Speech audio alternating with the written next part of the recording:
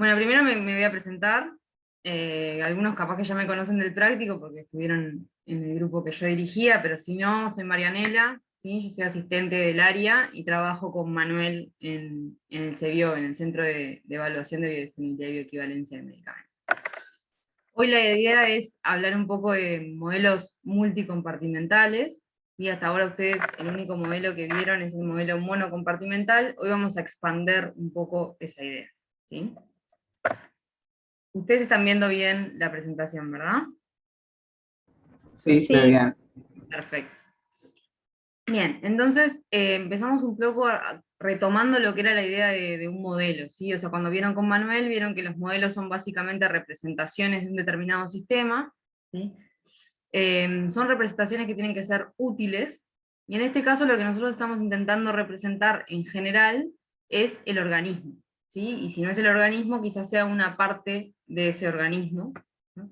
Con diferentes objetivos. Un objetivo, por ejemplo, puede ser describir o caracterizar la respuesta farmacocinética a un determinado fármaco, ¿no? Entonces estos modelos en realidad siempre son inexactos, y siempre se hace una determinada suposición, ¿sí? Porque en sí, el sistema que estamos queriendo representar, el organismo, ¿sí? Es un sistema muy complejo, y por lo tanto para representarlo mediante modelos matemáticamente, siempre vamos a hacer algún tipo de simplificación o algún tipo de suposición, ¿no? En principio nosotros podríamos agregar al modelo cuanta complejidad querramos. En realidad eso es un poco relativo, lo vamos a ver un poco más adelante, porque también va a depender de los datos que tenemos, ¿sí? El cuánta complejidad podemos agregar, pero en principio imaginemos que podemos agregar la complejidad que querramos, ¿sí? Entonces, podríamos, por ejemplo, representar cada uno de los órganos en el organismo, o cada uno de los tejidos mediante un compartimento, ¿no? Y de esa manera obtener modelos multicompartimentales, porque el organismo así lo es, o sea, el organismo es un sistema multicompartimental, por decirlo de alguna manera, ¿no? Sin embargo, hay que ver qué tanto aporta ese agregado de complejidad al objetivo por el cual yo construí ese modelo, ¿sí? Y si la conclusión, luego de evaluarlo, es que esa complejidad no aporta poder predictivo o poder descriptivo al modelo que yo estoy representando, ¿sí? Entonces quizás no sea necesario ese agregado de tanta complejidad. Y ahí es cuando nosotros simplificamos los modelos, ¿sí? El modelo más simple que existe, obviamente, es el modelo monocompartimental, en el que la asunción es que todo el organismo colapsa, ¿sí? A un único compartimento. Y como vieron con Manu, no es que sea que todos los tejidos tienen la misma concentración, ¿sí? Sino que hay un equilibrio cinético entre todos esos tejidos. Ese equilibrio cinético es instantáneo, y entonces podemos agrupar todos los tejidos o todos los órganos del sistema en un único compartimento. Y esa es la simplificación máxima que se puede hacer del organismo, ¿sí? Un modelo monocompartimental. Pero a veces el modelo monocompartimental, perdón, es una simplificación un poco extrema, ¿sí? Y no se puede hacer. Entonces ahí es cuando nosotros tenemos que expandir un poco nuestros modelos, y uno de los modelos más utilizados, y en el que nos vamos a centrar hoy, es el modelo bicompartimental. Pero tengan en cuenta de que se pueden hacer modelos tricompartimentales, con 4 compartimentos, o con 10 compartimentos, y lo que se les ocurra, ¿no?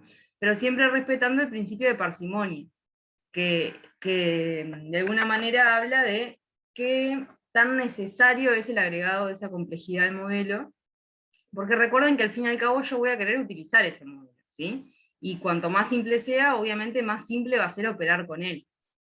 Entonces yo voy a querer agregar eh, simplemente la complejidad necesaria para que mi modelo tenga la mejor capacidad predictiva o la mejor capacidad descriptiva, ¿sí? O sea, para que cumpla lo mejor posible el objetivo por el cual yo lo estoy construyendo, ¿sí?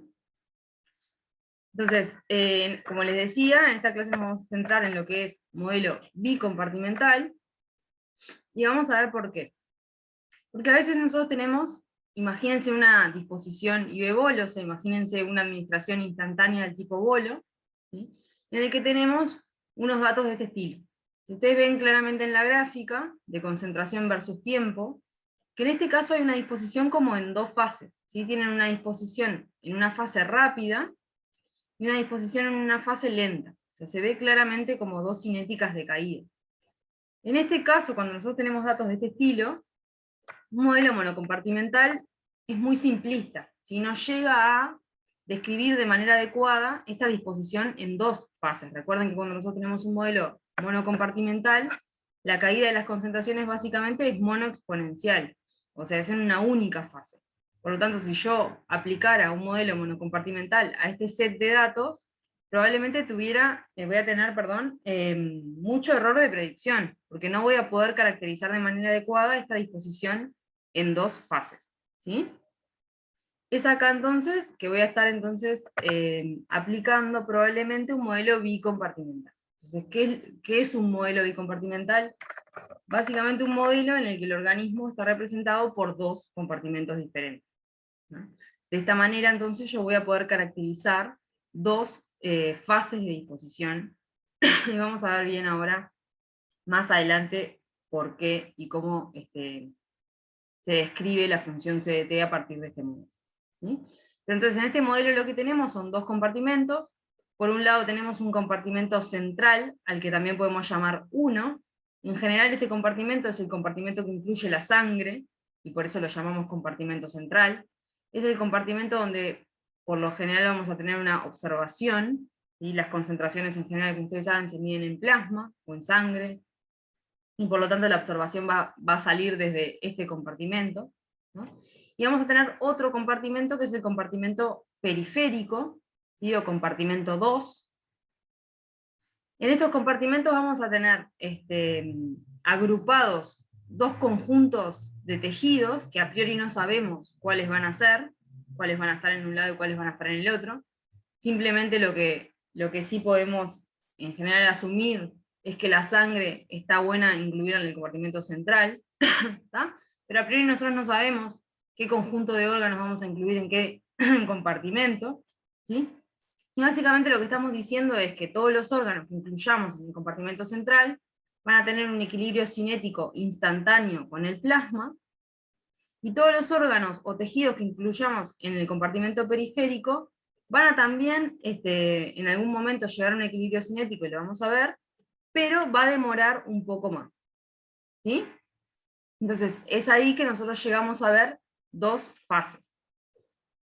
El equilibrio cinético entre el compartimento central y el compartimento periférico demora un tiempo tal, ¿sí? No es instantáneo, demora un tiempo tal que me permite a mí ver esas dos fases de disposición, esas dos cinéticas de eliminación, ¿no? Bien, para representar el sistema, para representar este modelo bicompartimental, vamos a tener microconstantes, lo que se llaman microconstantes, que van a estar describiendo las transferencias de masa en ese modelo. Si tenemos una microconstante que va a ser mencionada generalmente como K10, ¿sí? Esta microconstante es una microconstante que caracteriza la eliminación desde el compartimento central, por eso se llama 1,0, o sea, caracteriza la eliminación desde el compartimento 1 hacia afuera del organismo, ¿sí? Después vamos a tener otra microconstante que va a ser la 1,2, que va a estar caracterizando la transferencia de masa desde el compartimento central 1 al compartimento periférico 2, ¿sí? Y luego una tercera microconstante que va a ser la K21, que va a estar caracterizando el retorno de la masa desde el compartimento periférico, el 2, hacia el compartimento central 1. ¿Sí? Bien. En este caso, como estamos hablando de una IV bolo, vamos a tener que la dosis va a ingresar directamente a el compartimento central, en el cual nosotros incluimos la sangre. ¿Sí? Bien. ¿Por qué en general incluimos una eliminación desde el compartimento central? Bueno, porque en general los órganos eliminadores por excelencia son el hígado, el riñón, ¿no? Y estos son órganos muy perfundidos, o sea, son órganos que están, que les llega así una gran cantidad de sangre, tienen un gran flujo sanguíneo, una gran cantidad de fracción de gasto cardíaco, ¿no? Es por eso que en general se asume que el hígado y el riñón van a tener un rápido equilibrio con la sangre, y por lo tanto, la mayor cantidad de las veces los voy a poder incluir, ¿sí? En este compartimento central, donde todos los equilibrios cinéticos se ocurren, perdón, instantáneamente, ¿no? Pero puede haber excepciones, o sea, puede haber determinado tipo de fármaco, quizás tenga una metabolización en algún órgano más raro, o alguna otra situación en particular, que pueda obligarme a mí a incluir una eliminación también desde el compartimento periférico. Tengan en cuenta de que es una opción, y la vamos a ver más adelante cuando terminemos un poco lo que es la función de concentración, ¿tá?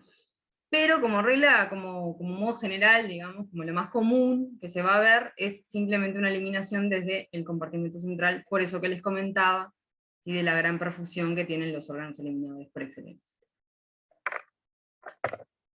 Bien, entonces un poco yendo a lo que es los balances de masa y la función de concentraciones, tengan siempre en cuenta que este va a ser nuestro modelo, y entonces se pueden plantear estos balances de masa, ¿sí? Ahora voy a tener un balance de masa para un compartimento central, y un balance de masa para el compartimento periférico. Voy a tener dos balances de masa, no como lo que ustedes venían viendo hasta ahora, que era obviamente un único balance de masa para el único compartimento que estaba representando el sistema, ¿no?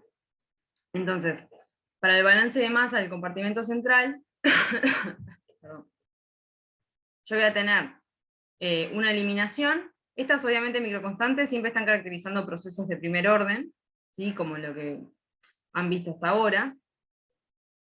Entonces tenemos una eliminación desde el compartimento central regida por K10, como es una salida la tenemos negativa en este balance de masa, y tenemos entonces que la velocidad va a ser menos K10, ¿no?, por la masa en el compartimento central. Luego tenemos otra salida, ¿sí?, que va a ser en realidad una transferencia de masa desde el compartimento central al compartimento periférico, que está representada mediante este otro término, ¿sí?, menos, por ser una salida, K12 por también la masa del compartimento central, y por último vamos a tener una entrada hacia el compartimento central, que es el retorno de masa del compartimento periférico a el compartimento 1, ¿sí?, regida por esta constante K21, como habíamos visto hoy, y por lo tanto, como es una entrada, como es un retorno, ¿sí?, va a ser positivo. Tenemos K21, en este caso por la masa del 2, ¿sí?, o sea, la masa desde donde viene. Y este va a ser el balance entonces para el compartimento central.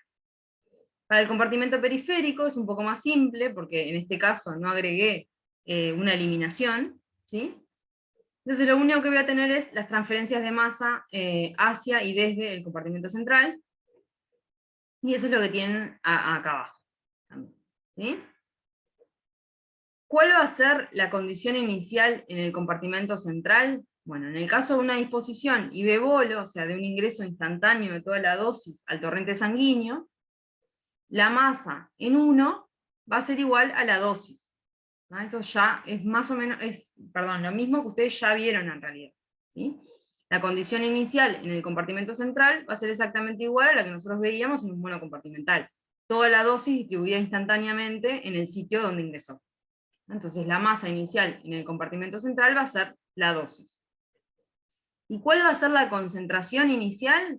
Bueno, va a ser esa dosis, ¿sí?, sobre el volumen de ese compartimento central. No el volumen total del sistema, sino el volumen del compartimento central, ¿no? ¿Y cuál va a ser la condición inicial en 2? Bueno, en 2, a momento 0, al momento de la administración de la dosis, no voy a tener ningún tipo de masa, ¿no? Porque la distribución se va a dar instantáneamente en el volumen, en el volumen central, o sea, en el compartimento central, pero va a demorar un poco la transferencia de masa hacia el compartimento periférico, ¿no? Y por lo tanto, a tiempo 0 voy a tener masa 0. ¿Alguna duda hasta ahora de esto? Yo tengo una duda que me quedó media colgada. Decime.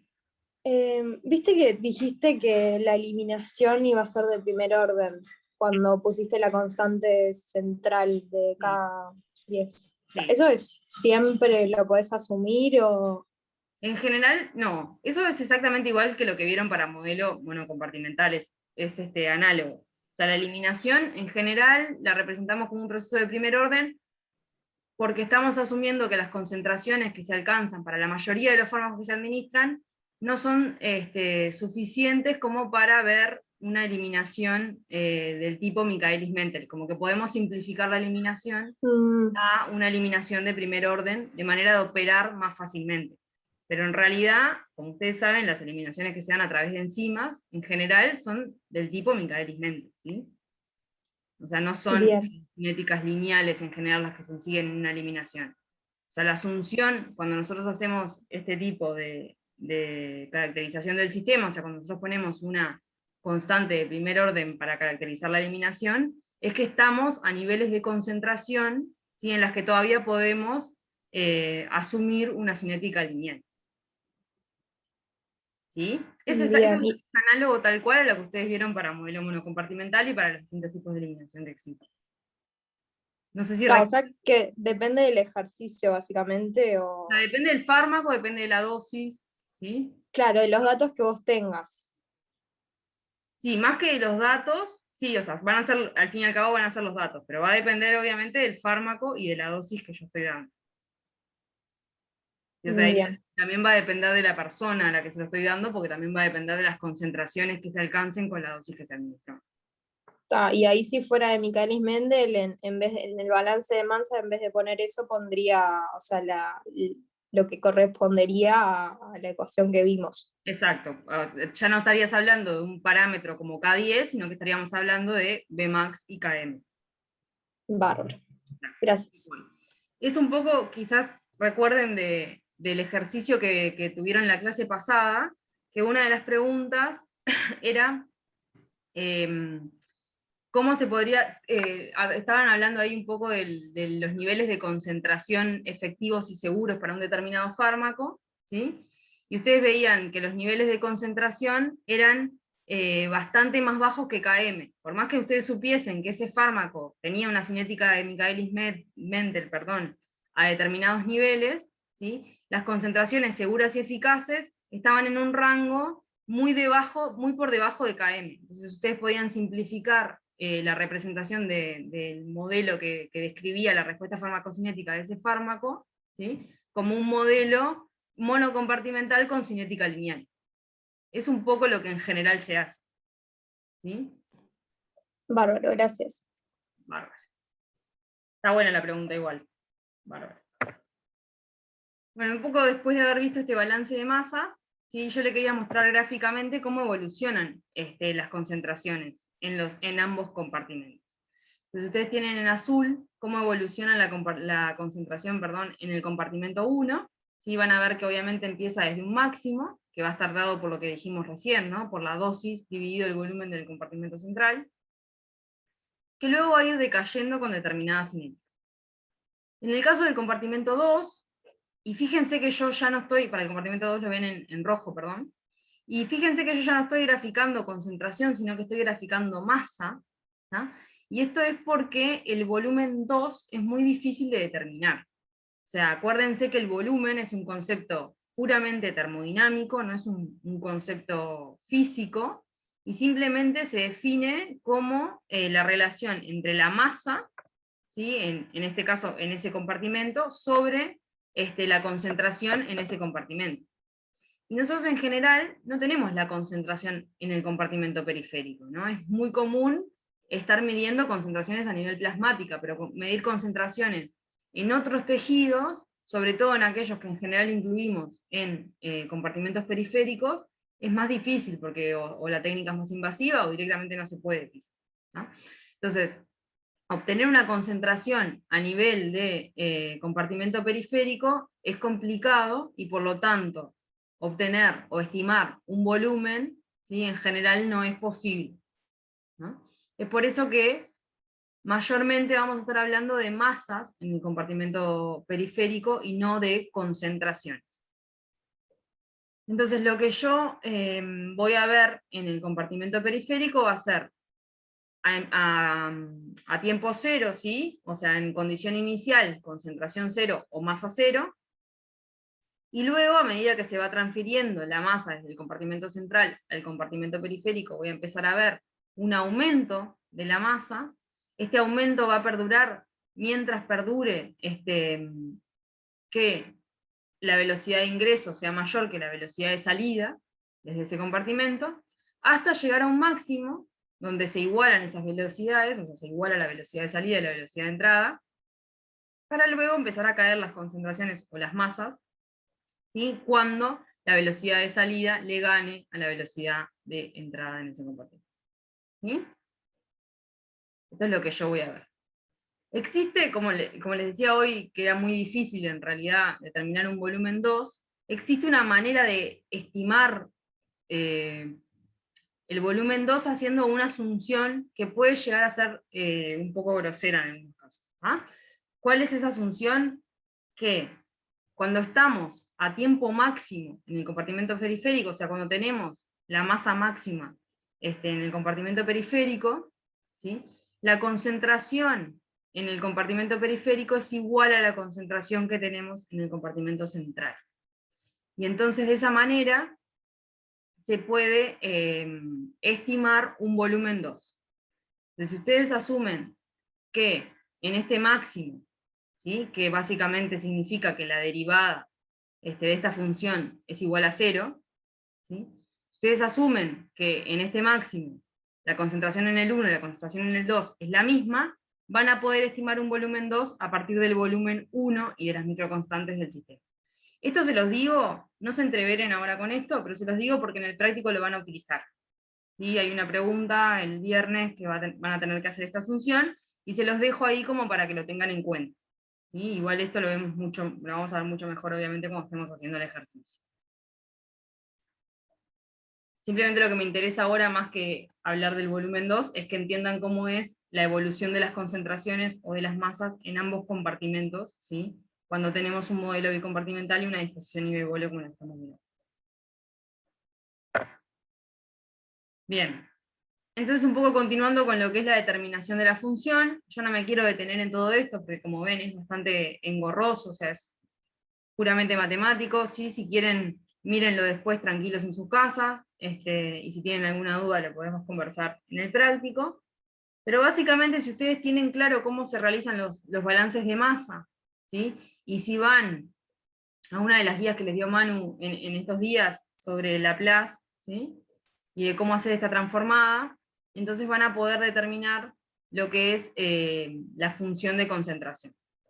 Si quiero quedarme acá tienen la función para el compartimento central, y fíjense que lo que tienen abajo ahora es un polinomio de segundo grado, que está que tiene incluido obviamente las microconstantes del sistema, ¿no? Entonces, este polinomio, como ustedes saben, cualquier polinomio de segundo grado se puede representar de esta otra manera, ¿sí? Siendo alfa y beta las raíces de este polinomio, ¿no?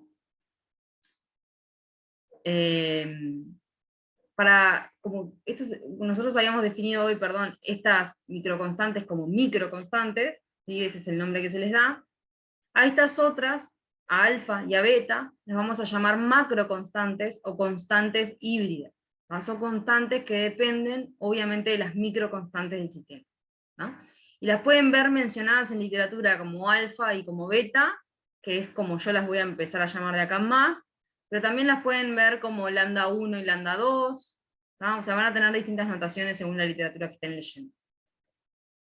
Pero básicamente son las constantes híbridas, ¿sí? Que describen al sistema, y son constantes híbridas, como les decía, porque están regidas o están definidas mediante las microconstantes del sistema.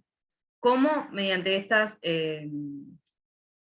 igualdades que ven acá, ¿no? Que salen simplemente de este polinomio de segundo grado, ¿sí? O sea, ustedes saben que en un polinomio de segundo grado, la suma de las raíces, ¿sí? Va a ser este término que ven acá multiplicando a esta variable, y la multiplicación de las raíces es igual al término independiente del polinomio, que es esto que ven acá. ¿Sí? Bien, entonces una vez que llegamos acá, sabiendo que las raíces van a ser entonces menos alfa y menos beta, perdón, podemos determinar la función de concentración, ¿sí? Haciendo la antitransformada y dividiendo entre el volumen. Esta va a ser entonces, la que tienen acá, la función de concentración para el compartimento central. Fíjense que ahora ya no es una función monoexponencial, ¿sí? Sino que es una función biexponencial. ¿Sí? Voy a tener dos términos exponenciales. En general, a este le vamos a llamar A y a este le vamos a llamar B, pero en realidad eso es un poco a gusto, ¿no? Lo que sí vamos a definir por convención es la magnitud de alfa y beta. O sea, ustedes lo que van a tener básicamente van a ser dos raíces positivas para este polinomio, y para decir cuál es alfa y cuál es beta, van a tomar las magnitudes de esas raíces. La raíz más grande va a ser alfa por convención, y la raíz más chica va a ser beta. ¿Sí? Eso es simplemente por convención, como para unificar notación. ¿No? Bien, y después para el compartimento 2, ¿sí? Van a tener esta otra transformada, y también van a poder determinar la concentración, ¿sí? Haciendo la antitransformada y obviamente dividiendo entre el volumen 2, que como les decía hoy, en general no se tiene, y por lo tanto muchas veces trabajamos en lugar con concentraciones, con masas, que es exactamente la misma expresión, simplemente que sin dividir entre el volumen, ¿no? Entonces, de nuevo, una función biexponencial, ¿sí? Y fíjense que en ambas funciones, ¿sí? Va a estar regido las distintas caídas o las distintas fases, ¿sí? De eliminación van a estar regidas por un lado por alfa y por otro lado por beta.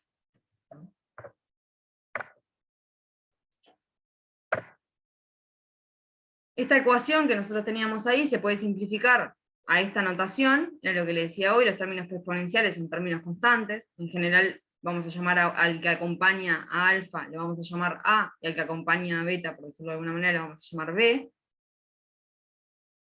Estos dos términos preexponenciales van a ser positivos, ¿sí? Por lo tanto, cuando nosotros evaluemos esta función a tiempo cero, sabiendo que E a la 0 va a ser 1, voy a tener que la concentración a tiempo cero va a ser igual a A más B, ¿sí? A más B va a ser entonces igual a la dosis sobre el volumen central en el caso de una disposición ibebolo. Y de esa manera entonces podrían hallar lo que es la concentración a tiempo cero, que en el caso de nuevo de una disposición ibebolo va a coincidir con la concentración máxima en el sistema, ¿no? También otros dos parámetros importantes son las semividas. En el caso de un modelo monocompartimental solamente tenían una semivida de eliminación, ¿sí? Recuerdan que se calculaba a partir de la constante de eliminación. En este caso van a tener dos semividas, una semivida de disposición rápida y una semivida de disposición lenta. La disposición rápida va a estar estimada a partir de alfa, porque dijimos que por convención alfa iba a ser la raíz más grande. Y la semivida de disposición lenta va a estar regida por beta, ¿sí? Que por convención, como les decíamos otra vez, va a ser la raíz más chica. Entonces simplemente por un tema de magnitudes, como alfa es más grande, esta semivida va a ser más chica, ¿no? Y por lo tanto se podrán imaginar que este término de la función biexponencial va a hacerse cero más rápidamente que este otro término en beta. ¿Sí? O sea, va a llegar un momento en el tiempo en el que este exponencial, ¿sí? Va a volverse despreciable respecto a este otro. ¿Lo ven eso? O sea, ¿se entiende? Sí. Bien, asumo que sí. Entonces esto es lo que vamos a ver en la práctica, en la experiencia. Vamos a tener una fase de disposición rápida en la que ambos preexponenciales, ¿sí? Coexisten, y vamos a tener, luego de determinado tiempo, una fase de disposición lenta o pseudoequilibrio, se le llama, en la que este término en alfa se vuelve cero, o se vuelve despreciable respecto al otro, ¿sí? Y por lo tanto las concentraciones van a estar regidas simplemente por este término exponencial. ¿Qué es lo que pasa en pseudoequilibrio? Como les decía, las concentraciones se van a poder estimar mediante esta función, ¿tá? Porque el término en alfa se volvió casi cero. Entonces, por lo tanto, voy a tener una caída monoexponencial. ¿tá? Y por eso vemos en esta gráfica anterior, que es del logaritmo de concentraciones en función del tiempo en realidad, vemos una recta a partir del pseudoequilibrio. ¿Sí? Cuando empieza el pseudoequilibrio, lo que empezamos a ver es una recta, una caída monoexponencial, porque simplemente va a estar regida por este término. Es básicamente lo que veían en un monocompartimental. Entonces, ¿qué es lo que pasa cuando tenemos un pseudoequilibrio? Pasa que ambos compartimentos colapsan a un único compartimento, ¿sí? En el que la salida va a estar regida por la macroconstante beta, y el volumen del sistema en ese momento lo vamos a llamar volumen de distribución beta. ¿No? ¿Por qué se llama pseudoequilibrio y no equilibrio? Porque no estamos hablando de una situación de equilibrio en la que las concentraciones se mantienen constantes a lo largo del tiempo, no, las concentraciones van a ir decayendo. Se llama pseudoequilibrio porque van a ir decayendo, ¿sí?, de manera constante, como lo pueden ver acá. Entonces, ¿qué es lo que se define? Se define que el cociente x2, ¿sí?, la masa en el 2 sobre la masa en el 1, va a ser un término constante, y lo podemos entonces caracterizar con estas microconstantes y esta relación con beta. Esto sale simplemente de hacer el cociente entre x2 y x1 para pseudoequilibrio, asumiendo que el término en alfa ya se volvió despreciable, y por lo tanto no lo tenemos en cuenta para hacer el cociente. Y van a ver que da constante, ¿no? O sea, se puede ver entonces matemáticamente, se puede ver acá gráficamente como estas rectas caen de manera paralela, ¿sí? Y por eso se le llama pseudoequilibrio. Perdón. ¿En qué momento vamos a llegar a ese pseudoequilibrio? O sea, hoy dijimos, va a haber una fase de disposición rápida, y a partir de determinado momento vamos a ver el pseudoequilibrio. ¿Sí? ¿Cuál es este momento? ¿Cuál es este tiempo? Bueno, va a ser el tiempo en el que este término se vuelva despreciable. ¿Y cuándo este término se va a volver despreciable? Cuando hayan pasado 7 semividas de alfa. Esto es un poco concepto análogo a lo que veían anteriormente en otras clases, ¿sí? Cuando querían determinar cuánto tiempo era necesario para que la concentración en el organismo sea casi cero para un monocompartimental, bueno, era eso, ¿no? Era cuando ese término se volviese casi cero, y por lo tanto cuando hayan pasado 7 semividas de esa constante que regía esa función monoexponencial. En este caso lo que nosotros queremos averiguar no es cuando la concentración se hace cero, sino cuando entro al pseudoequilibrio, ¿sí? Voy a entrar al pseudoequilibrio cuando hayan pasado 7 semividas de alfa, porque va a ser cuando este término se haga despreciable. Luego, si yo quiero averiguar cuando la concentración se va a hacer cero, va a ser lo mismo que ya veíamos. Va a ser cuando hayan pasado 7 semividas de este término en beta. ¿Sí?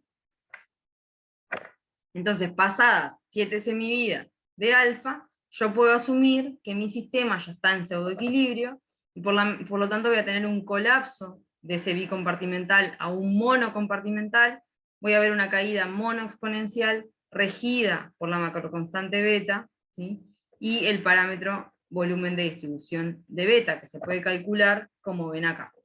O sea, como siempre, otra vez, el volumen sigue siendo un concepto termodinámico, ¿sí?, que caracteriza la relación entre la cantidad total de masa que hay en ese momento en el sistema y la concentración que yo esté midiendo en el lugar observado, y en este caso concentración plasmática. Entonces, ven acá arriba, ¿sí?, la expresión de las masas totales, que van a ser simplemente la suma, de la masa en el 1 y la masa en el 2. Recuerden que como yo quiero averiguar el volumen de pseudoequilibrio, voy a estar teniendo en cuenta simplemente el término en beta, porque es el que digo que sigue vigente, ¿sí?, sobre la concentración en plasma en pseudoequilibrio, y fíjense que la relación se puede resumir entonces a esto, ¿sí? El volumen de distribución beta va a estar definido por las microconstantes, las macroconstantes y el volumen central, pero también lo podemos calcular a partir del área bajo la curva, ¿sí? Teniendo el área bajo la curva uno puede calcular un clearance, y con el clearance y el beta uno va a poder calcular entonces también el volumen de distribución en fase beta, ¿sí? Es simplemente un volumen termodinámico que caracteriza un determinado momento, ¿sí?, del sistema, que en este caso es el pseudoequilibrio. El tema de los volúmenes de los sistemas lo van a ver, creo, un poco mejor con Pietro la semana que viene, así que tampoco voy a ahondar tanto acá, pero ¿tienen alguna duda hasta ahora? No, por ahora todo bien. Perfecto, seguimos entonces. Como siempre también es importante, hay algunas métricas de exposición que está buena analizar, porque de alguna manera hablan de qué tan seguro y qué tan eficaz puede haber llegado a ser el tratamiento. Una de esas métricas de exposición, que de hecho ya han visto bastante, es el área bajo la curva.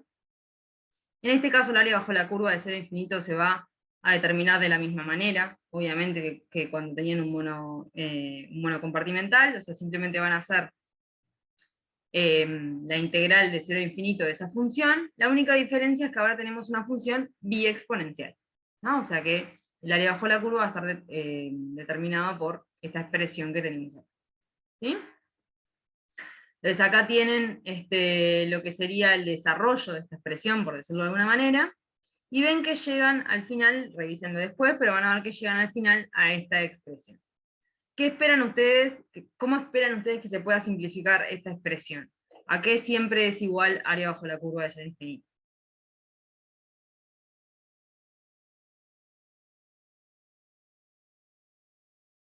¿Se acuerdan?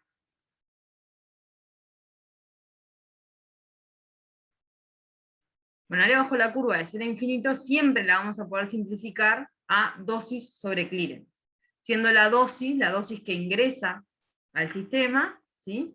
Y clearance, en este caso clearance plasmático total, ¿no?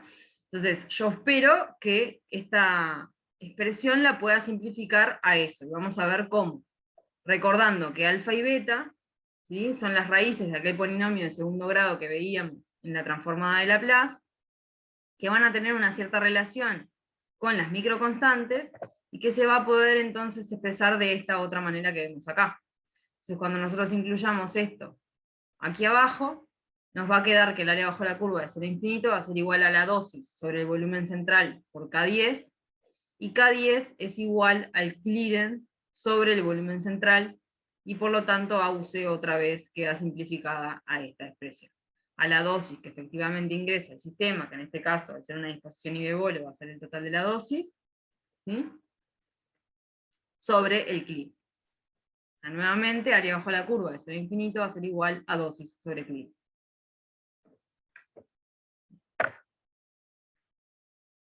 Y hasta ahí un poco lo teórico, por decirlo de alguna manera. Yo ahora me voy a meter un poco en algo un poco más práctico, en cómo efectivamente determinar esa función a partir de datos experimentales. Así que si hasta ahora tienen alguna duda, está bueno como que repasarla ahora o sacarla ahora para poder empezar y ir de lleno a lo que es la parte práctica de cómo se determina la función a partir de concentraciones experimentales. ¿Alguna duda del modelo hasta ahora, no? No, ninguna. Bien. Entonces, sí. Estoy yendo un poco rápido, avísenme porque me parece que es medio temprano. Bien. Entonces, en aspectos prácticos, sí, vamos a ver ahora cómo podemos determinar esa función a partir de datos experimentales. Entonces, hasta ahora ustedes veían o tenían una función monoexponencial, y era un poco más fácil la determinación de la función que mejor ajustaba. O sea, como ustedes saben, ¿no?, ya lo vieron con Manu, uno tiene un cierto modelo que cree que puede ajustar bien a los datos, y lo que va a querer hacer es ajustar ese modelo a los datos experimentales que yo tengo. Entonces, ¿qué va a buscar? Va a buscar minimizar este error, va a buscar minimizar la diferencia entre la concentración experimental, ¿sí?, y la concentración que me predice mi modelo. Entonces, ¿cómo voy a intentar minimizar ese error de predicción? Determinando o estimando el set de parámetros, ¿sí?, que más chica hagan esa sumatoria de diferencias, ¿verdad? Entonces cuando uno tiene una función monoexponencial, tiene una solución explícita. ¿Cómo hacíamos? Lo que hacíamos era linealizar, aplicábamos logaritmo y teníamos una solución explícita, ¿sí?, para esa recta, de la que obteníamos pendiente y ordenar el origen para estimar los parámetros que queríamos. En este caso tenemos una biexponencial. Entonces, la manera quizás de encontrar este set de parámetros que mejor ajuste sería iterando. Probaríamos diferentes valores de A, diferentes valores de B, diferentes valores de alfa, de beta, etc., para encontrar qué set de esos parámetros me va a dar un error de predicción más chico. Sin embargo, obviamente eso manualmente no lo vamos a poder hacer, ¿sí? Entonces lo que se hace es una determinada asunción. ¿Que cuál es? Que va a llegar un determinado momento, ¿sí?, en el que yo voy a estar en pseudoequilibrio, y por lo tanto esas concentraciones van a estar dadas por una función monoexponencial, ¿sí?, cuyos parámetros van a ser B y beta. Esto que hablábamos hoy del pseudoequilibrio. Entonces yo voy a tener un set de datos, y lo que voy a asumir es que a partir de un determinado tiempo voy a estar en pseudoequilibrio. Entonces, como yo, ¿cuándo va a ser ese tiempo? Lo que decíamos hoy, ¿no? 7 semividas de alfa, pero yo a priori no sé cuánto vale alfa, entonces no es que pueda hacer 7 semividas de alfa, fijarme cuál es ese tiempo, ver cuántas concentraciones tengo después de ese tiempo, y asumir que desde ahí estoy en pseudoequilibrio, ¿no? Pero yo voy a tener que ir probando e ir viendo cuándo yo puedo asumir que ya estoy en pseudoequilibrio. Entonces una manera de hacer una primera exploración de los datos es graficar logaritmo de concentración versus tiempo, y ver cuándo tengo una recta. En el momento que yo empiece a ver una recta, ¿sí?, sé que tengo una función monoexponencial, y por lo tanto quizás a partir de ese tiempo pueda asumir pseudoequilibrio. Entonces en este caso ven que acá esto parecería ser una caída monoexponencial, o sea, parecería ajustarse bastante bien a una recta. Entonces, por lo tanto, estos 4 puntos que ven coloreados en naranja, podría llegar a utilizarlos para determinar B y beta, ¿no? Entonces lo que hago es tomar estos 4 puntos y hacer lo que ya hacíamos, ¿sí? Hacemos logaritmo de C versus T para cada uno, o sea, grafico para cada uno de los tiempos que yo asumo que estoy en pseudoequilibrio, ¿sí? Y a partir de la pendiente voy a sacar beta, y a partir de la ordenada en el origen voy a sacar B, ¿sí? Una vez que yo ya tenga B y beta, voy a poder utilizar los puntos que hasta ahora no usé, ¿sí? En estos tiempos los términos exponenciales coexisten, pero ahora yo ya tengo el valor de B y de beta. Entonces lo que puedo hacer es despejar de esta ecuación, ¿sí? Me va a quedar algo como lo que vemos acá abajo, aplicar logaritmo.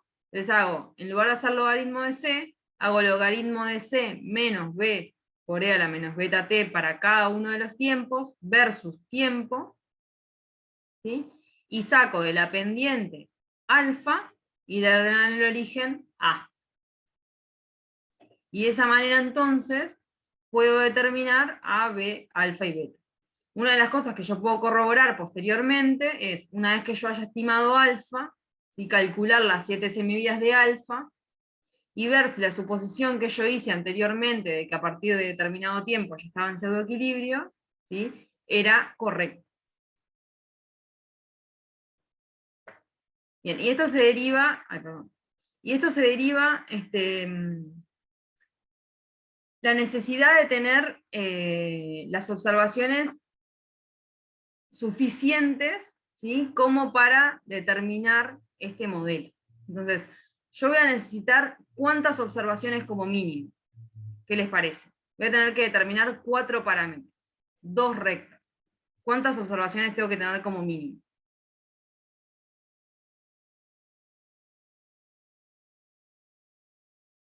O sea, para determinar una recta, ¿cuántos puntos necesito?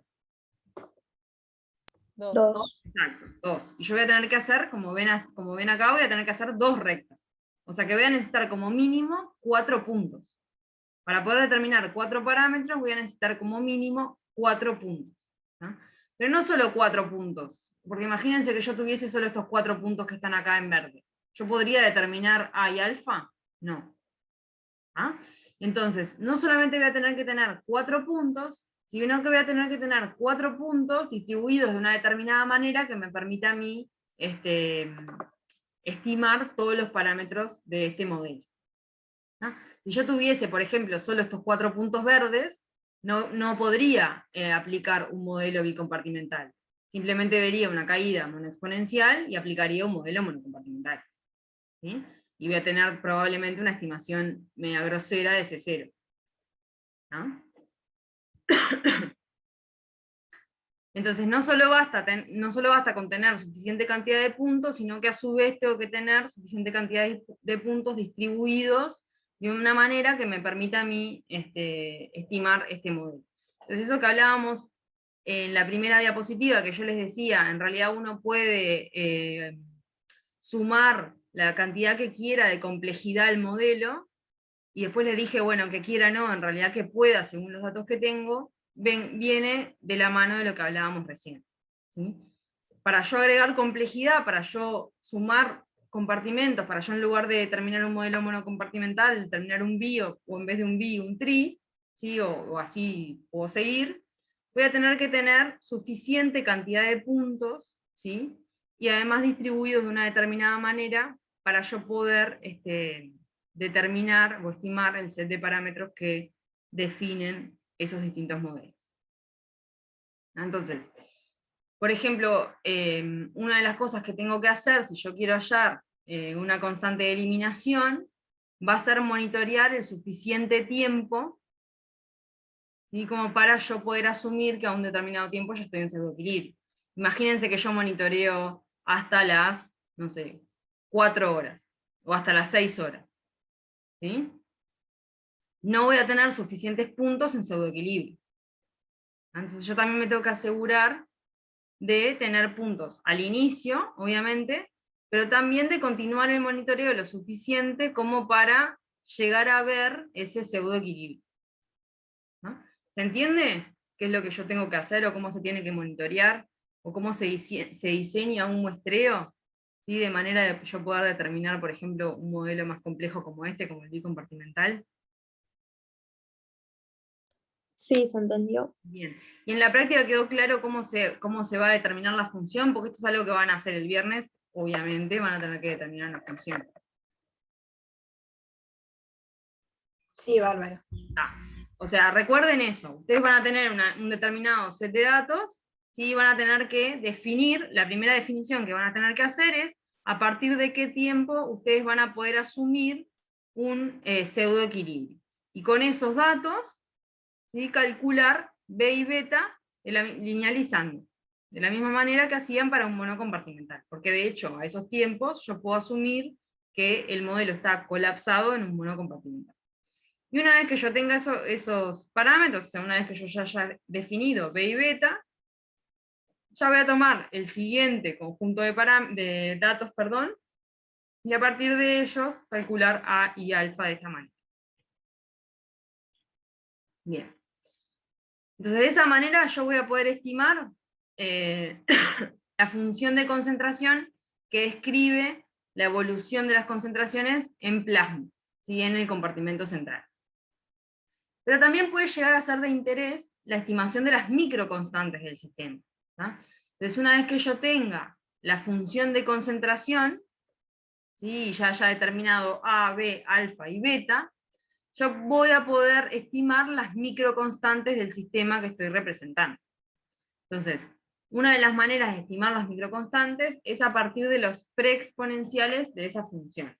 Entonces yo voy a tener un conjunto, un set de datos, voy a poder, a partir de ese set de datos, por ejemplo, calcular la función de concentración. Entonces de esa manera voy a tener A, B, alfa y beta, y yo con esos datos voy a poder estimar las microconstantes. ¿Cómo? Por ejemplo, haciendo el cociente entre los preexponenciales. Si yo hago el cociente entre los preexponenciales, como ven acá, ¿sí? La única incógnita que voy a tener va a ser B1 y K21, porque beta, alfa y la dosis ya las tengo. Como hago el cociente, B1 se me va a anular, y por lo tanto voy a tener solo como incógnita K21. O sea que haciendo el cociente de los preexponenciales A y B, ya voy a poder determinar o despejar de alguna manera K21, teniendo alfa, beta y la dosis. ¿Ah? Luego de tener K21, yo puedo, como también tengo alfa y beta, puedo a partir de esta relación que tenemos acá abajo, ¿sí? Determinar K10, por ejemplo, Y ya teniendo K10 y K21, a partir de esta otra relación, o sea, de la suma de las macroconstantes, yo voy a poder determinar K12, perdón, que era la que me faltaba. ¿Sí? O sea, simplemente teniendo la función de concentraciones, yo voy a poder determinar las microconstantes que representan el sistema, ¿no? Simplemente también como otra opción, K10 la podríamos despejar a partir del clearance, sabiendo que el clearance es igual a K10 por B1. ¿Sí? Por ejemplo, el clearance lo podríamos determinar a partir del área bajo la curva, y B1 lo podríamos determinar si tuviésemos la concentración a tiempo inicial, porque recuerden que la concentración a tiempo inicial va a ser igual a dosis sobre volumen central, ¿sí? En este caso particular de una IB bolo. Entonces, con el área bajo la curva, ¿sí? Y por lo tanto la determinación de clearance, y sabiendo la concentración a tiempo inicial, yo voy a poder despejar K10, ¿sí? Por ejemplo, obteniendo esta relación. O contrario, imagínense que no tienen, en realidad sería un poco imposible en este caso, pero imagínense que no tienen la concentración inicial, ¿ah? Que puede llegar a pasarles en otro tipo de disposiciones, que no sean la disposición IB bolo, pero imagínense que no tienen tan clara la concentración inicial, entonces ustedes a partir de las microconstantes que ya determinaron, podrían con esta relación hallar justamente el volumen central, ¿no? Bien. Estos son aspectos un poco más prácticos que van a estar utilizando para la estimación de los distintos parámetros que describen el sistema, tanto la función de concentraciones como las microconstantes. Bueno, y en realidad un poco por último, para terminar, les quería mostrar, simplemente para que lo tuviesen, la función de concentraciones cuando en lugar de una disposición IB bolo tenemos una perfusión intravenosa, ¿no? Obviamente siempre cuando intentamos explicar estos distintos modelos, vamos a empezar por una disposición IB bolo que es la más fácil de caracterizar, como que la más simple, ¿sí? Pero está bueno también que tengan entonces una perfusión intravenosa como para que puedan complejizar un poco, vean también que se puede representar cualquier cosa, básicamente. Y en la clase que viene van a ver otro tipo de ingreso, ¿sí? O sea que van a ir sumando complejidad a medida que avanzan las clases. Pero acá tenemos una perfusión intravenosa, que para aquellos que ya hayan bajado las diapositivas del aula, les aviso que las voy a modificar, porque tenían un error en la ecuación final. ¿Ah? O sea que si ya las bajaron, borren ese archivo y vuelvan a bajar. Igual la única modificación es en esta última diapositiva, ¿sí? O sea que si lo imprimieron, por ejemplo, que no creo, pero si lo llegaron a imprimir, solamente modifico esta última diapositiva. ¿Ah? Bien, entonces, para una perfusión intravenosa, imagínense un modelo bicompartimental, van a tener el modelo exactamente igual, ¿sí? O sea, un modelo regido por una constante de eliminación K10, de transferencia del 1 a 2, K1,2, y de transferencia o retorno de masa del 2 al 1, K2,1. O sea, el modelo de disposición va a ser el mismo. ¿Cuál es la diferencia? El input, ¿sí? El input ahora, en lugar de ser un ingreso instantáneo de la dosis, va a ser una perfusión, o sea, una entrada a velocidad constante de la dosis directamente al torrente sanguíneo, pero no instantánea, sino, como les decía, a velocidad constante. Bien. Entonces las balances de masa son bastante similares, ¿sí? Lo único que agrego es una entrada al compartimento central mediante esta constante, ¿sí? De ingreso. Tengo acá entonces las transformadas, de nuevo la única diferencia va a estar aquí, en este input, y no sé si ustedes tienen, creo que Manu se lo llegó a dar, las funciones input y output, pero eso también simplifica bastante la llegada, ¿sí? A esta transformada de Laplace. Tenemos por un lado lo que es el output, que lo estoy intentando subrayar, el output del modelo bicompartimental, que es S más K21 sobre S más alfa, S más beta, y el input de una perfusión intravenosa, que es esto otro, ¿sí? Que es K0 por 1 menos C a la menos ST sobre S. Entonces, combinando el input de una perfusión y el output de este modelo de disposición bicompartimental, obtenemos esta transformada. Las raíces acá van a ser de nuevo menos alfa, menos beta, pero también se nos agrega 0. ¿Sí? Sin embargo, cuando nosotros hagamos cuando nosotros evaluemos esa raíz 0 en esta función, vamos a ver que e a la 0 es 1, 1 menos 1 es 0, y por lo tanto ese término va a ser 0. Y entonces voy a tener simplemente nuevamente una función biexponencial. ¿Sí? Tenemos de nuevo entonces una función biexponencial regida por a, por alfa y por beta, y la única diferencia ahora es que tienen que tener cuidado porque tenemos un término acá adentro que depende del tiempo. Esta función va a ser válida cuando tenemos una perfusión intravenosa continua, ¿sí? Cuando tenemos una perfusión intravenosa interrumpida, recuerden que la función va a quedar segmentada, ¿sí? O sea, vamos a tener dos distintas funciones, una para tiempos previos a la interrupción y una para tiempos posteriores a la interrupción. Eso es todo análogo a lo que vieron para el modelo monocompartimental, ¿sí? Pero bueno, les quería dejar igualmente la expresión de la concentración para que la tuvieran y la pudieran analizar un poco, ¿no? Pero básicamente se aplica todo lo que ya vieron para perfusión, para monocompartimental, y todo lo que vieron en cuanto a disposición en esta clase para modelo bicompartimental. Para que sepan nada más, la diferencia entre esta diapo y la diapo que quedó colgada en el aula es que faltaba, ¿sí? este factor acá, multiplicando, por si lo quieren agregar a mano. Y les dejo entonces para que analicen un poco cómo se determina esta función de perfusión intravenosa. Igualmente para el práctico vamos a estar usando mayormente Ibebolo, así que tienen bastante más detalle en la clase sobre eso que sobre esto. Igualmente todo lo que vimos, como les decía, es análogo, o sea, el área bajo la curva va a seguir siendo dosis sobre clearance, la determinación de ese cero se va a hallar de la misma manera, o sea, van a tener que evaluar a tiempo cero, ¿sí? La función, que obviamente a tiempo cero, cuál va a ser la concentración en el compartimento central para una perfusión intravenosa.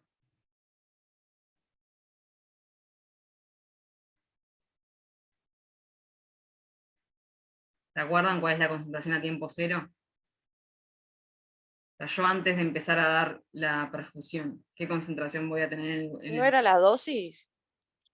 O sea, la dosis sobre el volumen del compartimento era cuando teníamos una administración Ibebolo. O sea, porque ahí justamente lo que asumimos es que el ingreso es instantáneo. Entonces a tiempo cero tengo toda la dosis en ese volumen del compartimento central. Pero cuando tengo una perfusión que el ingreso no es instantáneo, sino que el ingreso es una velocidad constante, ¿cuál va a ser la concentración a tiempo cero?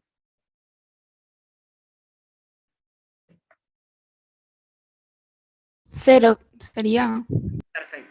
Al tiempo cero yo no voy a tener concentración, porque recién voy a empezar a dar la administración. Y eso matemáticamente se puede ver fácilmente acá, porque de nuevo, e a la 0, ¿sí? Va a ser 1, 1 menos 1 va a ser 0, y por lo tanto todo este término se va a hacer 0. Y lo mismo acá. Entonces la concentración a tiempo cero va a ser 0. Van a poder de nuevo hallar una semivida de disposición rápida con alfa, una semivida de disposición lenta con beta. No me acuerdo si vimos algo más durante la clase, pero nada, recordarles que todo el tratamiento de esta función, o todo el tratamiento de este tipo de administración, es análogo a lo que ya vimos. Simplemente tienen esas diferencias, que también ya las analizaron bastante cuando simplemente estaban utilizando un modelo monocompartimental, pero ya diferenciaban entre estos dos distintos tipos de ingresos. ¿Les quedó alguna duda o algo que quieran comentar? No, todo bien. Bien, bien, sí. Bien, si no hay ninguna duda, en realidad ya podemos ir terminando lo que es el teórico. Esto lo vamos a ver un poco mejor durante el práctico del viernes. Si pueden asistir, bárbaro. Van a tener un ingreso tipo Ibebolo, como les decía. Obviamente van a tener que aplicar un modelo bicompartimental, ¿sí? Es de los modelos más comúnmente utilizados, o sea que se va a mantener probablemente el uso de este modelo a lo largo del curso. O sea que está bueno que puedan asistir al práctico, porque es algo que van a utilizar bastante. Una acotación, dice Marianela, Sí, si me Pietro. permitís. Según tengo acá en el programa, Sí, la semana que viene no estoy yo dando clases, sino que Manuel va a tomar lo que tú dejaste con sí. perfusión intravenosa y les va a explicar un poco los diferentes volúmenes que se van a ir Ah, observando bien, a lo pensé que era largo del Pietro día. acá. Sí. ¿Ah? O sea, eso no cambió. No, está bien, capaz que yo me leí mal. Está, como dijiste que la semana que viene yo les iba a explicar eso, o capaz que hubo un cambio a último momento. Y, No, debe ser yo que lo vi mal. Capaz que. está. Entonces, los estudiantes lo que vieron hoy contigo fue concretar o tomar conciencia de que el modelo farmacocinético se puede ir complejizando y vieron lo más simple de lo complejo, que es el bicompartimental, y también podrían imaginar un modelo tricompartimental, no haber un teórico exclusivo para tricompartimental, No. sino habiendo ya comprendido cómo es la dinámica y el análisis de una supuesta modelo, ya tienen la secuencia de ecuaciones diferenciales que deberían escribir y la forma de resolver ese sistema de ecuaciones diferenciales para hallar la función que está acorde con ese modelo idealizado que ustedes pretenden aplicar a una serie de datos experimentales. Entonces, con lo que vieron de modelo monocompartimental, ahí solidificaron los primeros escalón de conceptos. Con lo que vieron hoy en el modelo bicompartimental, le permite incrementar conocimientos hasta extrapolarlo a un modelo mucho más complejo que el bicompartimental, que por suerte para ustedes no va a ser necesario en este curso, pero sí en la vida práctica, cuando tengan que trabajar en farmacocinética o profesionalmente como farmacéuticos, pueden necesitar modelos un poco más complejos, pero ya saben cómo resolverlos. La clase que viene entonces se les va a otra vez profundizar más aún sobre el modelo bicompartimental, analizando los diferentes volúmenes, y dentro de 2 semanas me tienen a mí para analizar otra situación en el cual la dosis no es introducida en la sangre directamente, sino que va a ser alojada en un lugar y desde ese lugar se va a ir ingresando al medio interno. Bien. Bueno, entonces nos vemos el viernes para el práctico. Sí, exacto. Yo espero estar con ustedes, así que me asignan un subgrupo para trabajar en el práctico. Sí. ¿Ah? Si quieren los demás, alguna duda, algo quieran, nada, quedamos así. Todo claro, bien, profe. sí. Bueno, bárbaro. Entonces dejo de grabar.